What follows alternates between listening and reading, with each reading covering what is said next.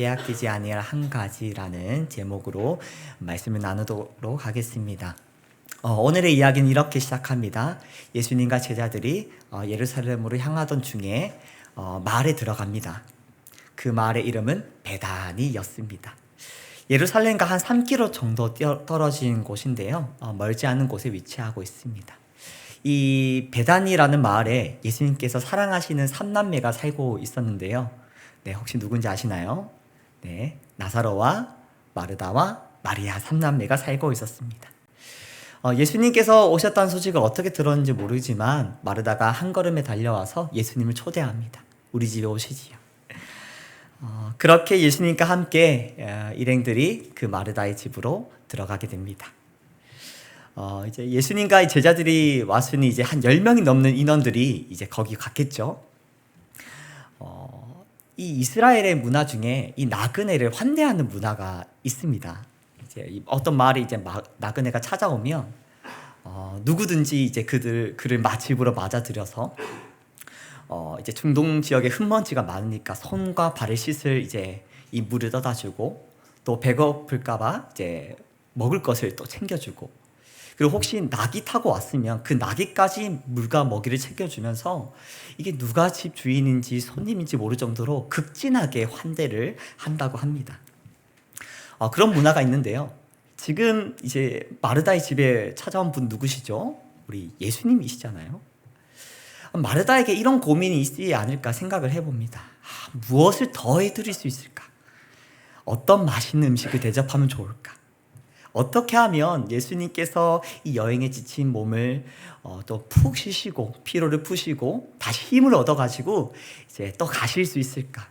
뭘 더 할 수 있을까? 이런 고민들로 가득했을 것 같습니다. 왜 이런 고민들을 했을까요? 예수님을 사랑하기 때문이겠죠. 그렇게 이제 준비를 할 게 참 많았을 것입니다. 항상 손님 준비를 했던 이 마리아와 함께 이제 손발 척척 맞추어 가지고 이제 이 일들을 해 나가야 합니다. 그렇게 이제 숨 돌릴 틈 없이 이제 일을 하기 시작하는데 마리아가 도대체 보이지가 않았습니다. 화장실에 간 것인지 졸고 있는 것인지 두리번 거리는데 마리아가 눈에 들어왔습니다. 예수님의 발 앞에 앉아서 말씀을 듣고 있는 것이었습니다. 아니 제가 왜 저기 있지? 마리아가 있을 자리는 거기가 아닌데 주방인데 저기서 도대체 뭐 하고 있는 거야? 마음이 분주해졌습니다. 눈짓을 했지만 전혀 눈치채지 못하고 있습니다.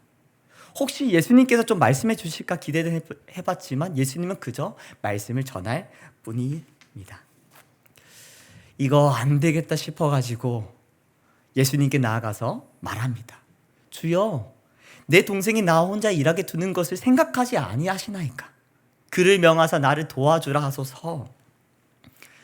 이런 말을 하면서 아마 좀 기대하는 마음이 있었을 거예요. 예수님이 내 마음 좀 알아주고 내가 몰랐구나. 마리아야 가 좀 도와주지 않겠니?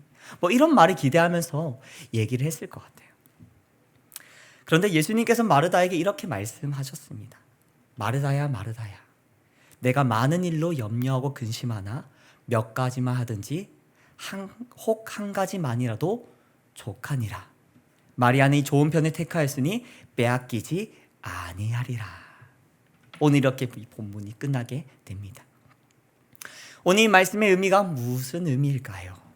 예수님 앞에 앉았던 마리아는 잘했고 마르다는 잘 못했다 그런 말씀일까요? 당연히 아니겠죠. 만약 그 자리에서 마르다도 예수님이 알겠습니다 하고 그 자리에 앉아서 말씀을 들었다면 오늘 예수님과 제자들은 자동으로 금식을 했을 것입니다. 네, 금식 말씀 듣고 금식하면서 기도하고 자동으로 금식을 했을 거예요. 지금 상황에서 마르다는 일을 해야 합니다. 그것은 필요하고 중요한 일이었어요. 사실 이 교회에도 이 마르다와 같이 섬기는 분들이 없으면 당장에 큰 혼란이 찾아올 것입니다. 저희가 이제 매주 예배를 드리는데 예배 드리러 오는 순간부터 집에 돌아갈 때까지 자연스럽게 와서 자연스럽게 예배 드리고 자연스럽게 돌아가죠. 사실 이 자연스러움은 당연한 것이 아닙니다. 당장이라도 한 주만이라도 이 섬기는 것을 다 멈추고 오늘 예배와 드립시다 하고 예배 드린다면 이 주차하러 오는 순간부터 혼란일 것입니다.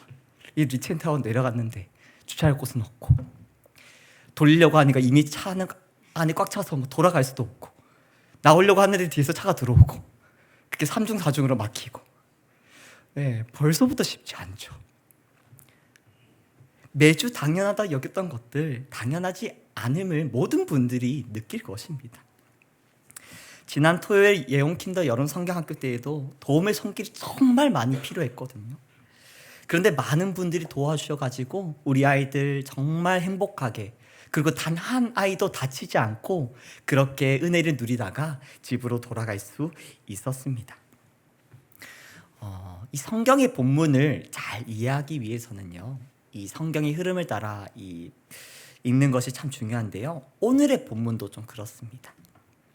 이 마르다와 마리아 이야기 직전에 나오는 이야기가 이 선한 사마리아인 비유인데요. 이 비유가 어떻게 나왔냐면, 이제 율법 교사와 이제 예수님과 대화하던 중에 이 핵심 말씀이 나옵니다. 내 마음과 목숨과 힘을 다하여 하나님을 사랑하고 내 이웃을 내 자신같이 사랑하라 라고 하면서, 이웃이 누구입니까? 이웃을 어떻게 사랑해야 합니까? 라는 말씀과 함께 이 사마리안 비유가 나오거든요. 그리고 오늘 본문이 등장합니다. 자, 그렇다면 오늘 이 말씀은 어떤 관점으로 읽으면 좋을까요? 자, 하나님을 사랑하고 이웃을 사랑하는 관점에서, 자, 이웃을 사랑하는 것에 대한 말씀이 앞에 나왔어요. 그러면 자연스럽게 오늘 본문은 하나님을 사랑하는 것과 관련이 있겠구나라는 마음으로 읽을 수 있겠지요.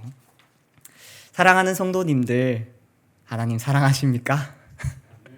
네, 여기서 아니요라고 하실 분은 없을 것입니다.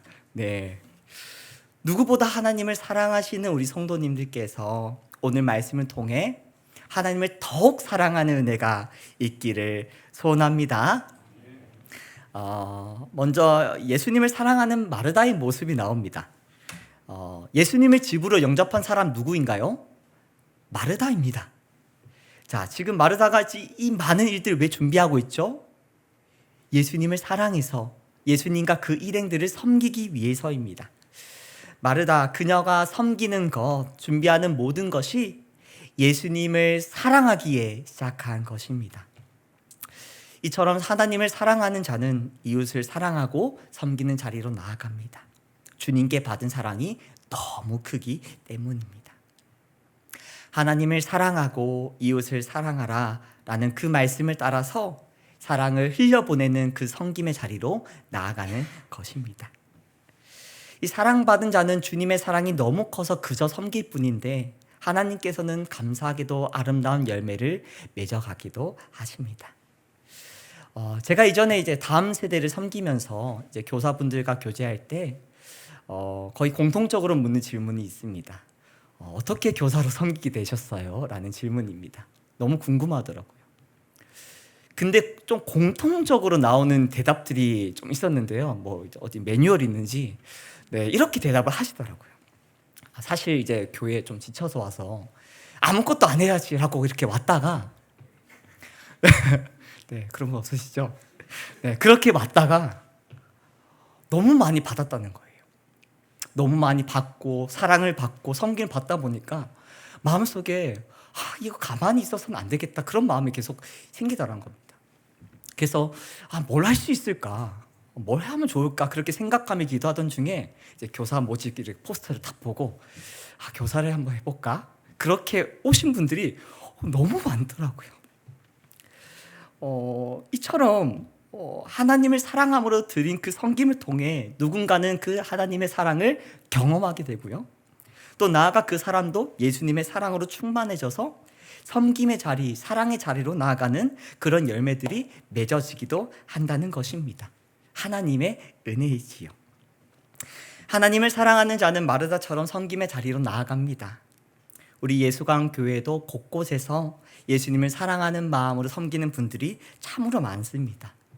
예배팀, 안내, 새가족, 주차, 시설 관리, 선교, 또 교사, 순장님들, 또 이번 여름 사역에도 얼마나 많은 분들이 동참해 주셨는지 물질로 섬기시고, 또 기도로 함께 하시고, 또 예원킨더 여름 성경학교 봉사자로도 섬기시고, 참 예수님의 사람이 가득하다는 것을 느낍니다. 사랑하는 성도님들, 우리 예수가운교회가 예수님을 사랑하기에 서로를 섬기고 교회를 섬기고 또 이웃을 섬기는 사랑의 공동체로 세워져 가기를 소원합니다. 그리고 그 사랑의 섬김을 통해 하나님의 은혜가 흘러가서 우리가 선 자리마다 하나님께서 아름다운 열매 맺어주신 은혜가 있기를 축복합니다. 네, 이처럼 마르다가 드린 섬김은 아름다운 섬김이었습니다. 그곳에서 꼭 필요한 중요한 섬김이었죠. 그런데 중간에 무엇인가 잘못되기 시작했습니다. 어디부터 꼬이기 시작한 것일까요? 40절 상반절 말씀인데요. 우리 함께 좀 읽도록 하겠습니다. 마르다는 준비하는 일이 많아 마음이 분주한지라. 마르다의 마음에 분주함이 찾아왔습니다. 예수님을 향한 사랑이 자신을 이 섬김의 자리로 끌고 왔었는데 그녀에게 분주함이 찾아오자 이제는 수많은 일들에 끌려다니는 마르다의 모습이 보입니다. 섬김을 시작하게 되었던 그 예수님의 향한 사랑이 그 분주함 때문에 잊혀져 버렸습니다. 그리고 결국 그 분주함은 예수님을 사랑하는 자리에서 예수님께 불평하는 자리로 끌어내리고야 말았죠. 이 분주함의 이유가 무엇일까요? 이 분주함을 어떻게 다루면 좋을까요? 함께 좀 말씀을 살펴보도록 하겠습니다. 분주한 마음으로 예수님을 향해 불평하는 마르다에게 예수님이 이렇게 말씀하십니다. 41절 하반절에서 42절 상반절인데요. 제가 읽도록 하겠습니다. 마르다야 마르다야 내가 많은 일로 염려하고 근심하나 몇 가지만 하든지 혹은 한 가지만이라도 족하니라. 세 번역 말씀으로 보니까 이렇게 좀 기록이 되어 있는데요. 세 번역 말씀을 우리 함께 좀 읽어볼까요? 함께 읽습니다. 마르다야 마르다야 너는 많은 일로 염려하며 들떠있다. 그러나 주님의 일은 많지 않거나 하나뿐이다. 아멘. 마르다가 많은 일을 하는 것을 주님께서 요구하시지 않았습니다. 예수님께서 말씀하십니다. 많지 않거나 하나뿐이다. 사랑하는 성도님들, 하나님을 사랑하는 것과 이웃을 사랑하는 것은 결코 상충되지 않습니다. 하나님을 사랑하는 것 때문에 이웃 사랑하는 것을 소홀하게 되거나 이웃을 사랑하는 것 때문에 하나님을 사랑하는 것을 소홀히 할 수 없다는 말입니다. 하나님을 사랑하는 자리에서 이웃을 사랑하는 자리로 나아가게 되고 또 그렇게 이웃을 사랑하며 섬기는 그 자리에서 하나님의 사랑을 더 풍성히 경험하게 되는 것입니다. 만약 이 균형이 무너져 있다면 예수님을 사랑하는 그 마음을 빼앗기고 우리의 마음의 분주함으로 채워져 있다면 어딘가에 나의 욕심이 들어가 있는 것은 아닌지 한번 점검해 보아야 합니다. 마르다 얼마나 잘하고 싶었겠습니까? 내가 그 누구보다 사랑하는 예수님 잘 섬기고 싶어서 어떻게든 뭔가 더 해드리고 싶어서 아마 마음에 많은 것들이 있었을 것입니다. 극진하게 풍성하게 대접하고 싶었을 것입니다. 그러나 기억하십시오. 그 많은 일들로 결국 균형이 깨어지고 분주함이 찾아왔습니다. 우리가 주님 주신 사랑으로 섬겨야 할 영역들이 너무나도 많습니다. 첫 번째 이제 우리가 어디서부터 좀 잘해야 될까요? 우리 가정에서 먼저 잘 섬겨야 합니다. 배우자로서, 부모로서, 자녀로서 잘 섬겨야 합니다. 또 이제 직장에서 또 잘 섬겨야겠죠. 우리 학생들은 학교에서 맡은 영역에 최선을 다하고 정직하게 책임감을 가지고 섬겨야 할 것입니다. 그리고 또 교회에서 잘 섬겨야 합니다. 주님의 몸 공동체를 아끼고 사랑하고 그렇게 함께 지어져 가야 하겠죠. 사랑하는 성도님들, 복음은요 균형을 깨트리지 않습니다. 전 삶의 영역에서 복된 섬김으로 나타나야 합니다.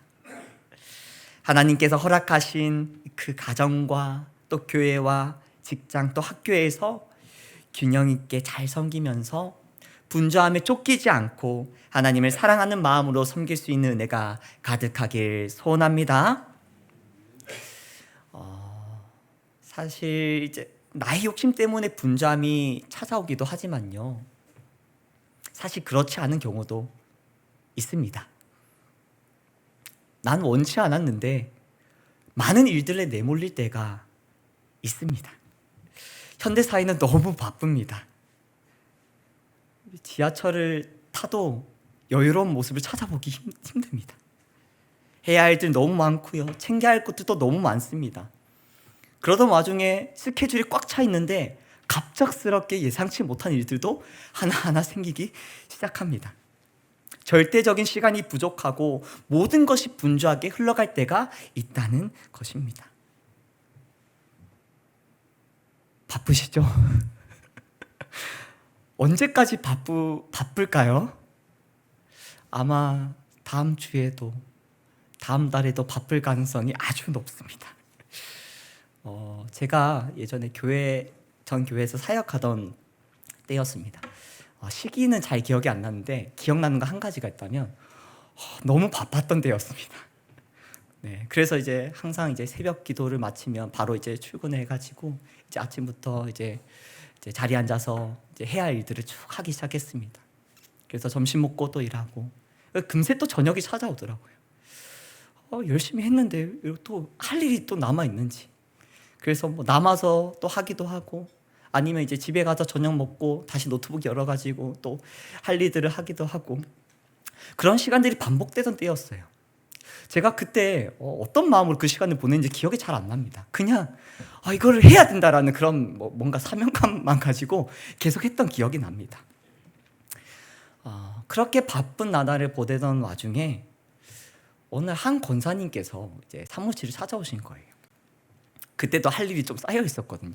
그래서 혹시 이게 티가 나면 안 되지 하면서 이제 일단 일을 멈추고 권사님한테 권사님 오셨어요 하고 최대한 밝게 환영하면서 그렇게 막 인사를 하고 이렇게 대화를 나눴습니다. 어떻게 오셨어요? 잘 지내시죠? 건강 괜찮으신가요? 하면서 이런저런 막 대화를 하다가 이제 권사님께서 이제 기도한다고 하시고 이제 선물을 주고 가셨거든요. 책 선물이었어요. 책 선물. 그래서 무슨 책이지 하고 이제 책을 딱 봤는데 그 IVP 소책자 시리즈로 나온 책 중에 하나였습니다. 아시는 분이 계실지 모르겠는데요, 책 제목이 이랬습니다. 늘 급한 일로 쫓기는 삶. 그 책을 보고 제가 하던 일을 잠시 멈추고 이제 책을 쭉 읽었습니다. 그리고 또 스스로를 좀 돌아보았습니다. 내가 너무 바쁜 것을 좀 티내고 살았나? 이마에 저 바쁩니다, 건들지 마세요 좀 써놓고 다녔던 거는 아닌가 모르겠더라고요. 그렇게 했는지를. 정말 이 목회를 주님을 사랑해서 맡겨진 영혼들을 사랑하려고 그렇게 시작했는데 뭐 성공하려고 이렇게 온 거 아니거든요. 돈 많이 벌기 위해서 이렇게 온 것도 아니에요. 그냥 주님 사랑해서 영혼들 사랑하려고 이렇게 목회 길을 걸어가기 시작했는데 저도 모르게 분주함에 휩쓸려 버리고 말았더라고요. 그날의 하루가 지나고 어땠을까요? 안 바빴을까요? 네, 그 이후로도 바쁜 일들이 이어졌었는데요, 참 분주함에 휩쓸리지 않기 위해서 애썼던 기억이 납니다. 이를 위해서 가장 애썼던 부분이 오늘 말씀에 기록되어 있더라고요. 네, 우리 39절과 42절 하반절인데요, 우리 함께 좀 읽겠습니다. 39절입니다. 그에게 마리아라 하는 동생이 있어 주의 발치에 앉아 그의 말씀을 듣더니. 42절 하반절입니다. 마리아는 이 좋은 편을 택하였으니 빼앗기지 아니하리라.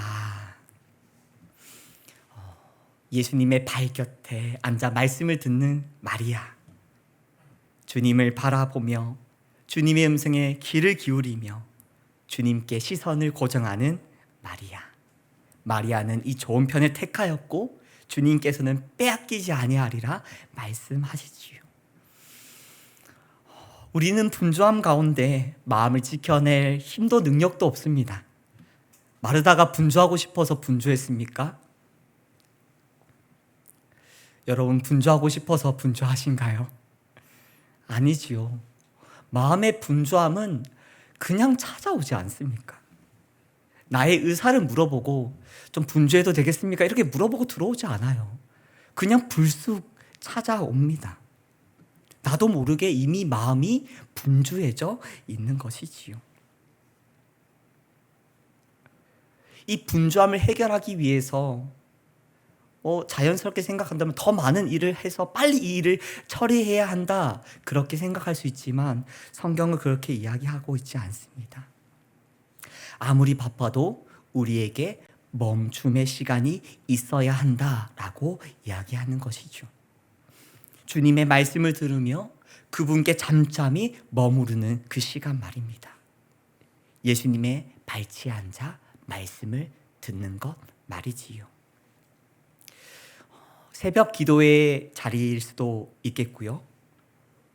여기 오신 금요 기도의 자리일 수도 있겠고, 주일 예배, 개인 경건의 시간, 어디일지 모르겠지만 그 말씀의 자리에서 분주한 마음 내려놓고 세상의 소리를 차단하고 근심과 염려 모두 다 하나님께 맡겨드리고 하나님을 깊이 묵상하는 그 말씀의 자리를 우린 선택해야 합니다.